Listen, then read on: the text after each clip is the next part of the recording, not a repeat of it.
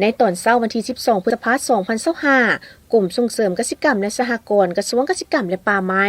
ได้จัดพิธีเฉลิมฉลองวันสหกรณ์ประจำปี 2025 อยู่ที่สโมสรสถาบันค้นคว้าเกษตรกรรมป่าไม้และพัฒนาชนบทโดยการเป็นประธานของท่านปริญญาเอกดินคำดวงสวรรค์รัฐมนตรีกระทรวงเกษตรกรรมและป่าไม้มีท่านรองรัฐมนตรีกระทรวงเกษตรกรรมและป่าไม้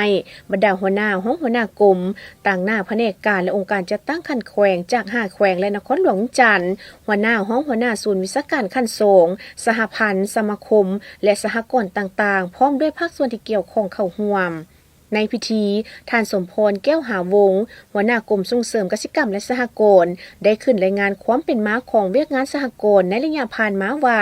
สหกรณ์ในสาธารณรัฐประชาธิปไตยประชาชนลาวมีนอแนงมาแต่โดนนานแล้วในสังคมปฐมประทานจากการออกแห่งงานสามัคคีกันก้าวมาเป็นสหกรณ์อย่างเป็นระบบเทื่อละก้าวการพัฒนากลุ่มสหกรณ์มี4ระยะคือ1ระยะเป็นไปเองของชุมชนห้างฐานประชาชนมีมูลเสื้อช่วยเหลือซึ่งกันและกันรูปการวานแห่งงาน2ระยะการผลิตรวมหมู่อยู่เขตปลดปล่อยของแนวเล้าหักศาสตร์3ระยะหันเป็นสหกรณ์รวมหมู่ภายหลังประเทศชาติได้รับการปลดปล่อยและ4ระยะหันเปลี่ยนสหกรณ์แบบใหม่1986ถึงปัจจุบันมาฮอดปี2021กรมส่งเสริมเกษตรกรรมและสหกรณ์ได้รับผิดชอบเกี่ยวกับเวียกงานสหกรณ์ก็ได้เอาใจใส่พัฒนาเวียกงานสหกรณ์เป็นก้าวๆมาผ่านการสำรวจตัวจริงเห็นว่ามาฮอดปี 2025 มีสหกรณ์กสิกรรมทั้งหมด 46 สหกรณ์และกลุ่ม 3,705 กลุ่ม เห็นได้ว่าจำนวนกลุ่มลดลงและสหกรณ์เพิ่มขึ้นถ้าเทียบใส่ข้อมูลปี 2023 เพื่อเฮ็ดให้พิธีดังกล่าวมีความหมายความสำคัญโอกาสนี้ท่านปริญญาเอกดินคำดวงสวรรค์รัฐมนตรีกระทรวงเกษตรกรรมและป่าไม้ได้ให้เกียรติกล่าวเปิดพิธีว่า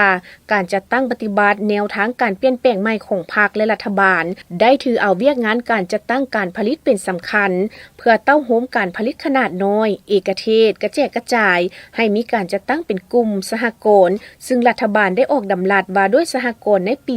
2010 และปรับปรุงมาเป็นดำรัสว่าด้วยกลุ่มและสหกรณ์ในปี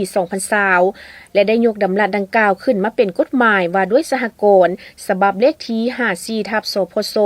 ลงวันที่28 มิถุนายน 2024เป้าหมายแม่นเพื่อคุ้มครองและติดตามกวดการสหกรณ์แนะใส่ส่งเสริมและพัฒนาการผลิตการบริการและการดำเนินกิจการการผลิตกสิกรรมให้เติบใหญ่ขยายตัวและเข้มแข็งรับประกันแก้ไขความทุกข์ยากและยกระดับชีวิตการเป็นอยู่ของประชาชนลาวบรรดาเผ่าให้ดีขึ้นประกอบส่วนเข้าในการพัฒนาเศรษฐกิจสังคมของชาติสำหรับพิธีเฉลิมฉลองวันสหกรณ์ครั้งนี้เป็นครั้งทำอิฐตามที่ได้กำหนดไว้ในกฎหมายว่าด้วยสหกรณ์ฉบับเลขที่54/